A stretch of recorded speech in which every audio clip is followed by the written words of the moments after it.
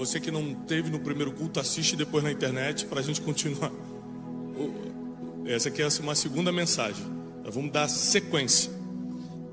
Primeiro capítulo de Samuel, capítulo 17, versículo 12.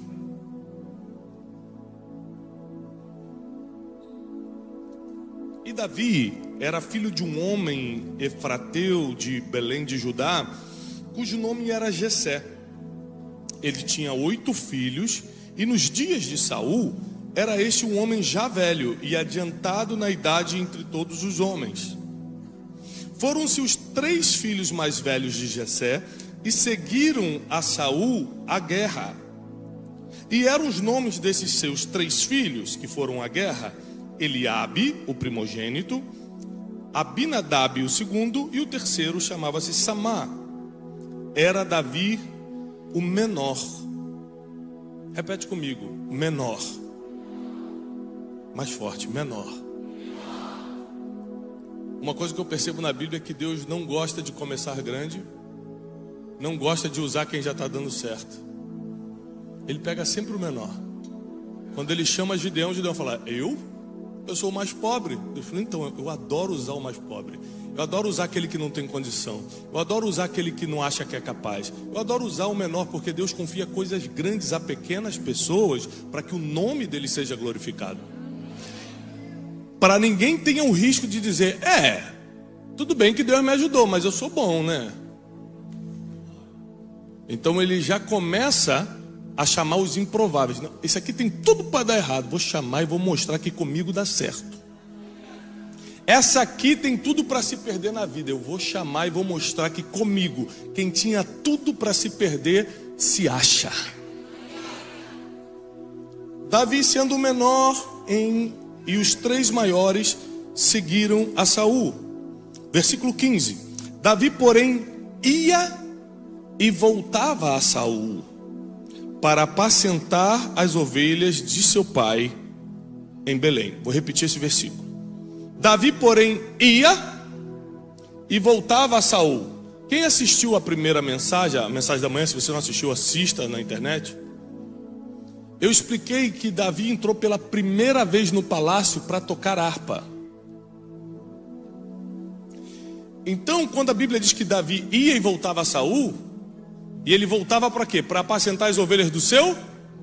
Ele ia no palácio, tocava a harpa, que era a habilidade que ele tinha na época, tocava a harpa, acalmava Saul, que Saul ficava perturbado por causa de um espírito que o atingia, um espírito mau da parte do Senhor, e ele rapidamente acabava, guardava o instrumento e voltava para as suas obrigações do dia. Isso quer dizer que Davi tinha consciência que nem tudo que você faz tem recompensa imediata. Porque tem gente que tocou, por exemplo, o tecladista está tocando ali e ele fala assim: poxa, fui chamado para tocar no domingo, então quer dizer que minha vida agora vai mudar. Olha quanta gente me assistindo, estou tocando na presença dos reis da terra. E amanhã ele tem que ir para o trabalho normal. Se é numa borracharia, ele vai ter que ficar fazendo negócio do pneu. Se é limpar uma casa, ele vai ter que limpar a casa. Ele vai ter que voltar para a vida normal, para o cotidiano. Isso atinge muitas pessoas, quando parece que você está sendo usado numa coisa, mas tem que voltar para a sua normalidade outra hora. Davi tinha essa consciência, porque ele ia, tocava para o rei de Israel, tocava a harpa, acalmava, resolvia um problema para o rei e voltava para a sua vida ordinária. Voltava a fazer o que ele já fazia. Voltava a fazer o que não dava luxo, não dava dinheiro, não dava a liberdade que ele precisava. E deve ser muito difícil você estar num lugar muito bom no dia e ter que voltar para a sua realidade no outro. Quem está entendendo? Mas ele ia e voltava. Se você não tiver a habilidade de ir para alguns lugares, mas saber voltar para onde Deus ainda está te treinando. Porque Davi, quando assume Israel, Deus fala para ele: eu escolhi você, porque Israel precisa de um pastor. Você será a lâmpada de Israel, você será pastor de Israel. Então, o que ele achava que era humilhação, cuidar de ovelha, era treinamento para ele pastorear pessoas.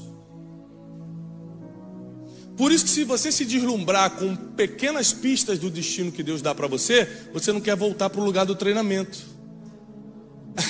E se você não volta para o lugar do treinamento, você abre mão de tudo aquilo que está por vir, porque Deus só entrega quando você está preparado. Deixa eu te falar, Deus nos chama de filhos, não é isso? Sabe quando Ele começou a nos chamar de filho? Alguém sabe, teologicamente falando? Quando é que Deus se torna nosso pai? Porque no Velho Testamento, Ele era Senhor dos Exércitos, Jeová, general de guerra, o grande eu sou. Era só coisa altíssima, era alta patente. Depois de Jesus, Ele fala o seguinte: olha, agora eu vou definir um título só. Você só precisa me chamar de uma coisa, e esse título vai englobar todas as outras coisas que eu sou também. E o apóstolo Paulo, em suas 13 cartas, começa dizendo: Deus, Pai do nosso Senhor e Salvador Jesus Cristo. E ele define: olha, se você quer entender o meu relacionamento contigo, você precisa entender um relacionamento do filho com o pai, de um pai com o filho. É por isso que o inimigo das nossas almas, Satanás, tenta atingir tanto a paternidade, tenta tirar tanto os pais de casa, tenta fazer o pai ser ausente, não cumprir com as suas obrigações, não amar, não educar, não dar destino para os seus filhos, porque isso atinge diretamente a forma como as pessoas enxergam Deus. Então, como eu tive um bom pai, tenho ainda, é mais fácil para eu entender o relacionamento de um ser humano com Deus. Porque meu pai o tempo todo tenta me proteger, então eu falo: entendi, Deus o tempo todo me protege. O meu pai, quando está na frente dos outros, fala: não, meu filho, rapaz, meu filho, você tem que ver meu filho pregando, tá? Meu pai é meu divulgador, fica dando meu livro. Você já leu o livro do meu filho? Não, por favor, toma esse livro aqui e tudo.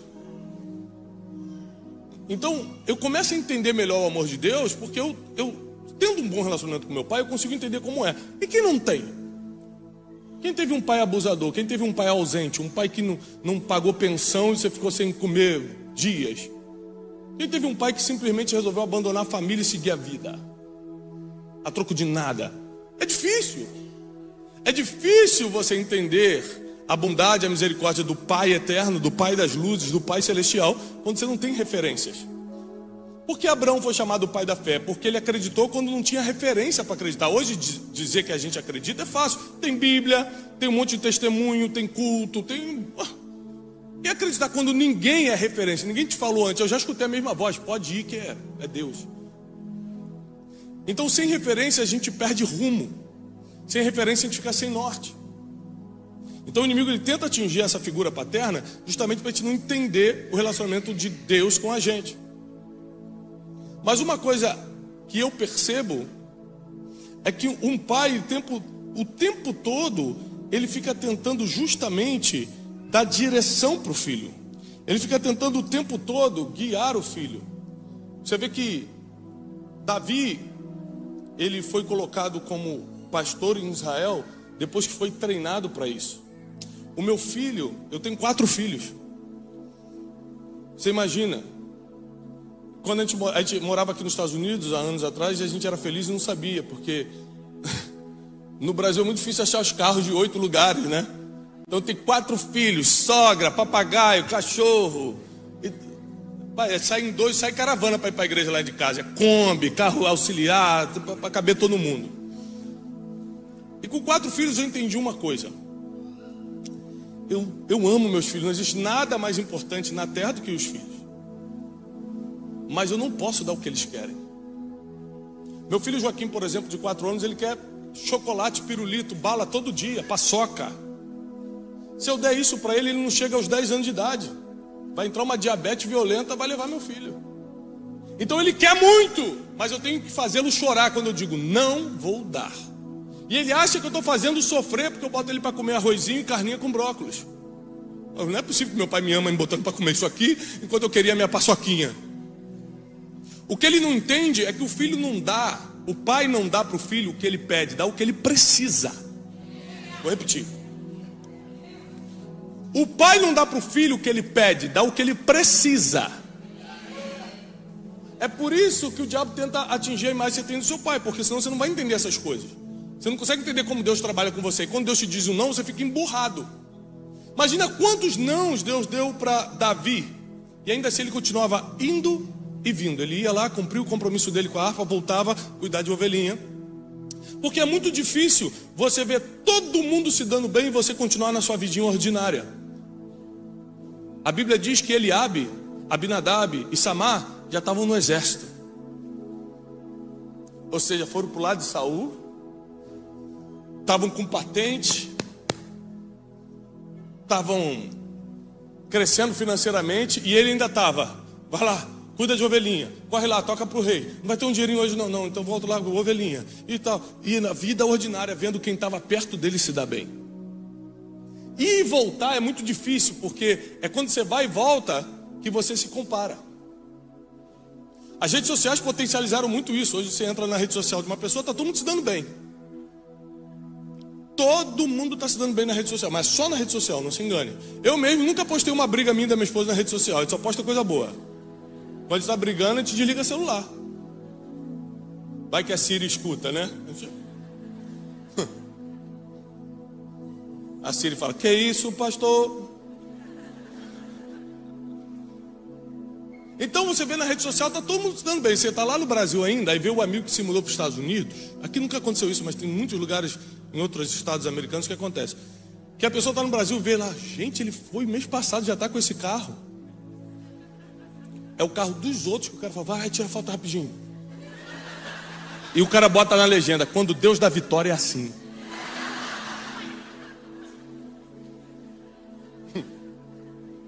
Aí você lá no Brasil fala, gente, eu vou também. 3 anos depois eu falo, gente, que aquele moço da foto que desapareceu? Eu tô aqui há 3 anos. Que luta! É porque a gente, indo e vindo, a gente vai se comparando. E quem olha para o lado não consegue olhar para frente. Aí você começa, ao invés de olhar para o que está chegando, você olha o que está acontecendo na vida das pessoas que não tem nada a ver com o teu destino e muito menos com o teu propósito aqui na terra. Então Davi teve que lidar com várias coisas. Vida emocional, peraí, eu não posso deixar que meus irmãos se dando bem seja um impedimento para eu continuar fazendo o que eu preciso fazer. Porque uma coisa bem impressionante na Bíblia é que Deus nunca chamou quem estava parado. Toda vez que Deus chamou alguém, a pessoa estava trabalhando. Eu não estou falando empregado ou desempregado, não. Estou falando trabalhando. Quando ele chama Gideão, ele estava malhando trigo. Quando chama Davi, estava apacentando ovelha. Ninguém estava em casa. Se Deus quiser, ele me chame, porque... Ninguém está em casa parado. Deus não chama quem está parado. Deus chama quem de alguma forma já está se preparando para o que está chegando. Você está se preparando? Porque está chegando. O problema que acontece é que quando nós estamos na vida ordinária, fazendo aquilo que é comum todos os dias, vendo pessoas aparentemente viver o extraordinário, porque os irmãos de Davi estavam vivendo o extraordinário, só aparentemente, na verdade não, eles estavam com medo. Nessa cena aqui vai aparecer Golias, e a Bíblia diz que quando o gigante aparece, todo o exército de Israel entra em pânico, menos uma pessoa. Teve um que não entrou em pânico. Teve um que caiu de paraquedas ali. Sabe por que ele caiu de paraquedas? Porque ele estava cumprindo um princípio. Quem cumpre princípio cai numa oportunidade que nem era tua. Vou te provar. Ele estava lá cuidando de ovelhinha. No outro dia lá tocava para o rei, voltava para as ovelhinhas, voltava para o rei. O pai dele, ei, pega esse pão e esses queijos e leva na batalha para mim. Agora é de office boy que ele vai trabalhar. E ele pensa o seguinte, cara, minha vida não melhora, né? Agora eu vou de entregador de iFood, de Uber Eats. Assim, ó, toma isso aqui e entrega lá na guerra. Você não vê Davi reclamando porque o princípio de honrar pai e mãe, de honrar a autoridade, não pode ser quebrado. Então ele podia estar insatisfeito, ele podia estar revoltadinho, mas ele pega e fala o seguinte, eu vou lá, pai. E quando ele cumpre um princípio, Deus vai e começa a cumprir uma promessa. Pega Davi, leva Davi, Jesus, inimigo furioso, hein? Inimigo quer me derrubar, mas não vai não. Ele pega Davi e coloca na frente de um gigante. Quando ele olha, Israel está em pânico e ele não. Mas deixa eu te explicar, é muito normal você entrar em pânico quando você está diante de algo que não se pode vencer. Alguém bota uma arma na sua cabeça e você está desarmado, você entra em pânico, sim ou não? Ou seja, não tem nada de anormal entrar em pânico numa situação de perigo. O povo de Israel estava em perigo porque eles estavam lá com espadinhas que parecia uma faquinha de tão pequena, e o cara de 3 metros de altura estava com uma espada de 1 metro. Então é lógico que eu vou entrar em pânico. É lógico que eu vou ficar com medo. Mas se todo mundo ali era ser humano e estava com medo, por que Davi não estava? Por que Davi não teve a mesma reação que todo mundo? Tem 2 motivos. Tem 2 motivos. Primeiro motivo: quem já está insatisfeito e não aceita mais a vida ordinária, faz qualquer coisa para passar por extraordinário. Então Davi fala assim: peraí, eu não posso continuar nessa vida que eu estou. Isso aqui é uma oportunidade, eu posso perder tudo. Você já viu que quando aparecem aquelas tragédias de enchente no Brasil e tal, fala assim: o que você perdeu? Eu perdi tudo. Mas o que você tinha? Não tinha nada. Quem não tem nada a perder, faz o que tem que fazer para mudar a realidade. Quando você tem coisa a perder, você pensa, você calcula muito. Não, mas aí... Por isso que o apóstolo Paulo falou: eu considero tudo perda, por causa de algo maior que está vindo. Tudo que eu tenho é perda, não serve. Então Davi fala o seguinte: está todo mundo com medo porque eles têm coisa a perder. Ó, Eliabe já tem título no exército, se falhar perde o título. Fulaninho tem dinheirinho guardado, se morrer o dinheirinho vai ficar para quem casar com a mulher dele depois. Davi fala assim: eu não tenho nada a perder. Eu estou cansado dessa vida ordinária. Isso aqui é uma oportunidade para passar para o extraordinário. Tiago, quer dizer que eu não tenho que ter nada para ter coragem de fazer algo extraordinário? Claro que não, você só não tem que se apegar às coisas que Deus confiou em você até hoje. Ou seja, eu tenho algumas coisas significantes na vida, mas em nada eu considero isso um ganho. Se eu tiver que abrir mão de tudo para algo maior que Deus quer me levar, portanto que seja Deus, está feito. E Davi fala: eu vou enfrentar. Mas tem um segundo motivo. Primeiro, ele estava disposto a sair do ordinário para o extraordinário. Segundo, ele não negou o treinamento lá de trás. A Bíblia diz que ele já tinha enfrentado um urso e um urso e um leão. Seja sincero comigo. Você foi contratado para cuidar dos 3 cachorrinhos da senhorinha do seu condomínio. Ela vai te pagar $10 a hora. Você fala: que delícia, vou ficar sentado aqui com os cachorrinhos, fechar 10 horas por dia, eu vou ficar aqui. Pá. Do nada, você está com os 3 cachorrinhos. Um alligator sai do lago, 6 metros de comprimento, vem para cima dos 3 cachorrinhos. O que você faz? Não vai pegar os cachorrinhos dessa senhorinha, não. É isso que você faz? Ninguém toca nos cachorrinhos dos outros aqui, não, hein? Parte para cima do crocodilo, é isso que você faz? O que o ser humano comum faz? Sai correndo. Diabo, vai embora. Somente quem quer fugir do comum e ir para o extraordinário enfrenta o que ninguém enfrenta. E aí Davi fala assim: ninguém vai tocar nas poucas ovelhas do meu pai, não. Só que quando ele não foge desse problema, ele não tinha nem ideia que ele estava sendo treinado para algo maior. Esses dias, anos atrás, 3, 4 anos atrás, eu estava vendo Discovery Channel. Já viu aquelas partes que passam dos animais? Tem um Animal Planet, tem um negócio. Aí estava passando o urso quando vai atacar. O urso quando vai atacar, ele vê assim alguém para atacar, ele vai nas 4 patas e quando chega perto, o que ele faz? Quem já viu? Levanta em 2 patas, não é isso? Que ele com essas 2 aqui que ele vai para cima. E o Discovery Channel falou: o urso em pé, em posição de ataque, pode chegar a 3 metros de altura. Aí Davi está aqui, todo mundo com medo, ele doido para sair do ordinário para o extraordinário. olha o gigante e fala: não, mas não é tão alto não, gente, eu já matei um desse tamanho. E nem era humano. Deus te faz passar coisas medonhas no passado para você ter experiência no futuro. E quando todo mundo está cheio de medo, você fala: não, eu já sei como derrubar isso aí. E Davi pega uma pedra. A Bíblia diz que quando ele calculou, ele pegou uma pedrinha. Por quê?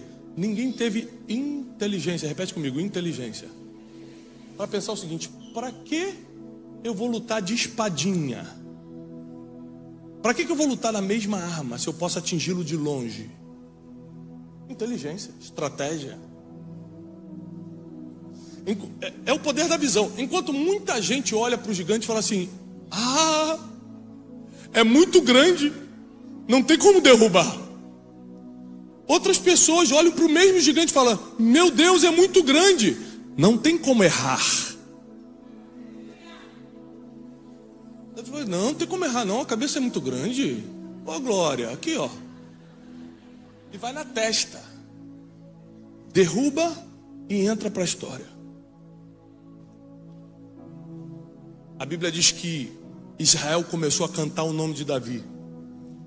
Um dia antes, ele estava de Uber Eats. Toma aqui pãozinho, queijo, vai, toca a harpinha. Volta aqui, cuida das ovelhas. Um dia antes ele estava só suando, ó, só na correria. Já viu que a gente fala: tá na correria, tô na correria. Toca aqui, vai para cá. Um dia antes ele estava assim. Outro dia, estava todo mundo cantando Israel. Saul matou milhares, mas Davi matou seus 10 milhares. De um dia para o outro, Deus muda a sua história, se o processo que Ele te colocou está sendo levado a sério. Davi não estava em casa curtindo a vida ou reclamando porque as oportunidades não chegavam para ele. Ele estava trabalhando enquanto uma oportunidade não aparecia. E quando apareceu, ele estava treinado pela escola, pelo Harvard Business. Não, estava treinado pela vida. O maior treinamento que Deus te dá é a vida. Olha o que você já passou na tua vida, para você ver como é que você já está treinado. Você pode até chamar de problema, mas o que você chama de problema, Deus chamou de treinamento. E está te colocando num outro nível. Está te colocando numa nova estação. Porque muita gente pensa em desistir nessa correria. Eu estou usando minha habilidade aqui para os outros, aí tem que vir aqui para ganhar merreca com as ovelhas. Agora já estão abusando de mim, pedindo para levar pão lá para os outros. Que enquanto você está pensando em desistir, porque não vê perspectiva de futuro, tem gente como o Davi que fala assim: não, uma hora chega a oportunidade. E não chega do jeito que eu quero não, chega de um jeito medonho, assustador. A oportunidade tem o hábito de andar disfarçada. Você acha que é um problema, mas é uma oportunidade. Você acha que é uma pressão, que é uma luta, mas é uma grande chance. Geralmente oportunidades vêm disfarçadas. E Davi entra nessa batalha. E a primeira coisa que ele pergunta, que Davi sabia o que queria: você sabe o que você quer? Davi sabia. Quer ver? Ele entra na batalha.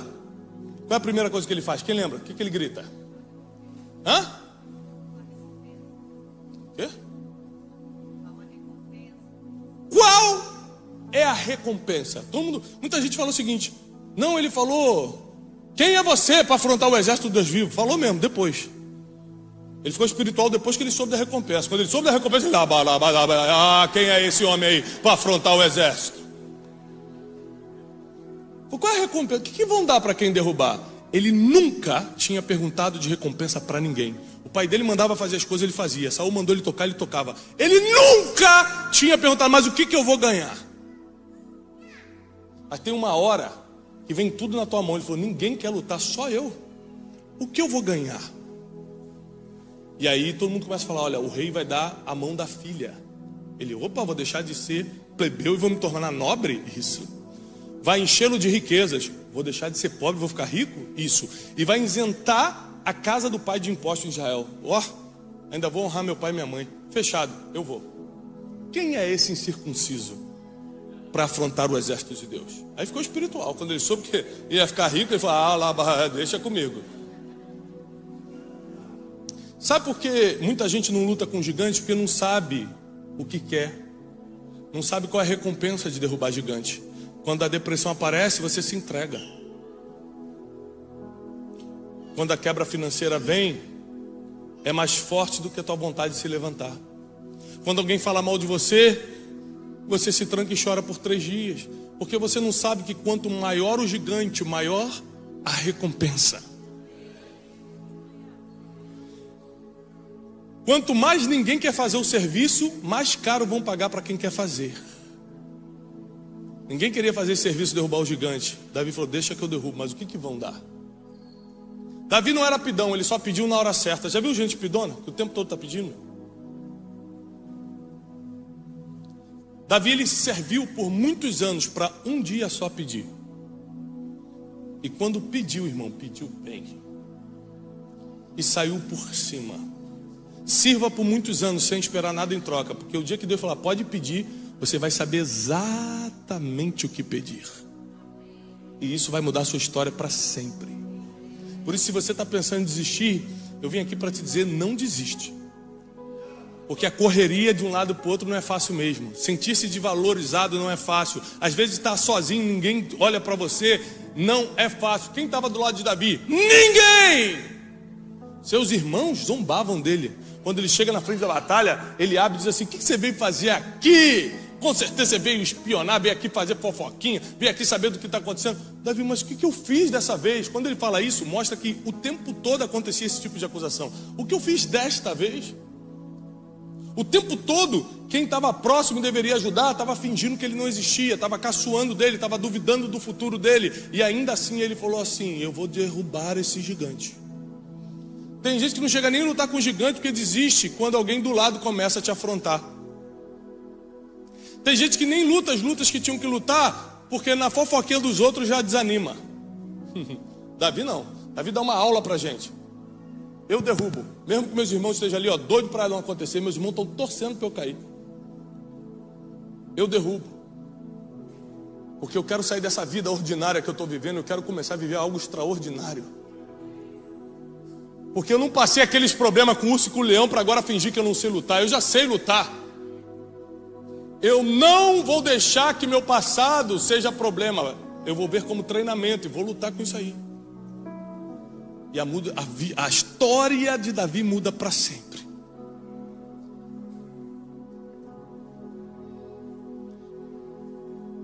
E ele começa a escutar todo mundo gritando o nome dele. Israel começa a celebrar o nome de Davi. E aí começa um outro problema. Porque deixa eu te falar uma coisa, problema na vida nunca acaba. Quem está passando um problema hoje aqui? Quando esse problema acabar, que vai acabar porque o problema não dura para sempre, adivinha o que vai acontecer? Vai vir outro. Desculpa te dar essa notícia. É que a vida é assim. Gente, deixa eu te... Tem problema que é bom você nem pedir para Deus para acabar rápido, porque você não sabe o que vai vir depois. Tem que falar, Deus, isso aqui tá bom, deixa eu com esse probleminha. Porque tem uns problemas mais ou menos que acabam e vem um pesado. Fala, Deus, aquele problema estava uma delícia, eu não sabia. Meu Deus, e agora esse é que eu tenho que enfrentar? Problema não acaba. Tiago, e quando eu ficar bilionário? Vai ter problema de bilionário. E quando eu for cheio do Espírito Santo e rodopiar na igreja? Vai ter problema de quem está cheio do Espírito Santo. O problema não termina, você muda só o tipo de problema. É lógico que, por exemplo, se você fica milionário, bilionário, você não vai ter mais o problema de atrasar a conta. Ou de ficar pensando no que vai comer porque não sabe se o preço dá. Esse tipo de problema você não tem mais. Aí tem outros, emocionais, espirituais, filho que não quer falar contigo, tem outros problemas. Então Davi sai de um problema e entra em outro pior. Porque quando ele brilha, o rei começa a ter inveja dele e fala, vou matar esse menino. É muito pior um rei querer te matar do que você só ser pastorzinho de ovelha com salário baixo, não é? É melhor ficar vivo ganhando um pouquinho aqui, porque agora está famoso e quem pode me matar falar que vai me matar. O rei podia matar ele. E quem podia matar disse, eu vou te matar. Então existem promoções que te levam para o lugar que você queria ir, mas prepare-se, porque lá vai ter gigantes que você não pensou que teria. O gigante Saul era pior do que o gigante Golias. Porque Golias, Davi tinha permissão para derrubar, permissão divina. Saul ele não podia tocar, porque ele era ungido do Senhor. Então ele teve que ser perseguido sem poder reagir. Se Golias viesse com espada, ele vinha com a pedra. Mas Saul ele só tinha que pegar e fugir. Meu Deus, tacou uma lança em mim, foge. Meu Deus, mandou 3.000 soldados no exército me pegar, foge. E até o final da vida de Davi, ele já era rei, consolidado em Jerusalém, tudo certo. Do nada o filho dele se rebela, Absalão, e tenta tomar o trono. Começa uma revolução, ele tem que fugir descalço do palácio. Os problemas nunca acabaram, nunca acaba. Para cada fase da tua vida, os problemas que você passou no passado vão te dar experiência para lidar com os problemas do presente. E cada problema que você vence é uma nova promoção que chega. A vida do crente é vida de promoção. Porque a gente vai brilhando conforme a luz da aurora. 5 horas da manhã começa e está mais ou menos clarinho. 5:30 dá mais uma clareada. 6 horas, é como a luz da aurora, vai clareando, vai crescendo, é de glória em glória. Então não pensa que a tua vitória de ontem nunca mais vai se repetir. Na verdade não vai mais se repetir. A próxima será maior, porque é de glória em glória, é de vitória em vitória, é como a luz da aurora, vai brilhando cada vez mais. Não quer dizer que não vai ter problema, não quer dizer que não vai ter perseguição, quer dizer que nada poderá te tocar, nada poderá te destruir, nada poderá te desanimar, nada poderá impedir o que Deus já vai fazer na sua vida. Nada, nada.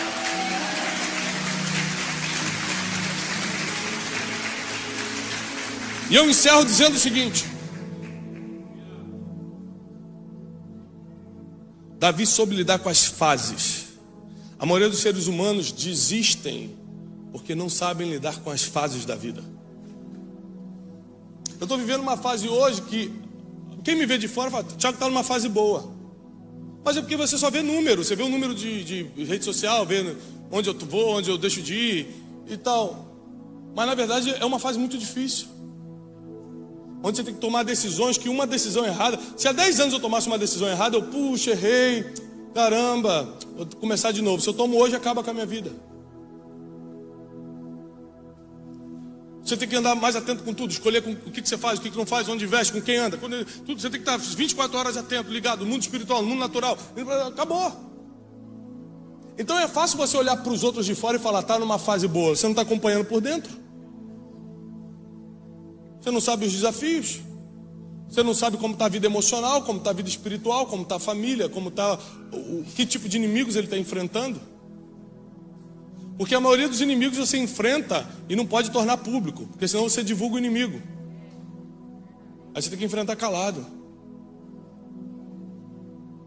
Então deixa eu te falar uma coisa: a vida de Davi, como a nossa vida, foi uma vida feita de fases. E ele soube respeitar cada fase. Por isso ele terminou bem. Porque errar, ele errou mais do que a gente. Errar, ele errou mais do que a gente. Mas ele terminou bem. Porque ele soube como respeitar cada fase. A fase que você